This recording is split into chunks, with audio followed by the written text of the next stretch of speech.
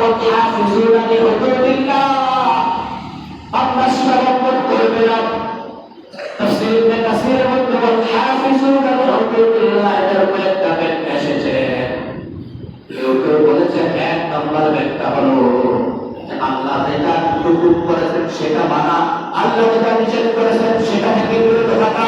আবার কেউ বলেছে সমস্ত হারাম কাজ থেকে বিরত থাকা, নিজেকে সংরক্ষণ রাখা।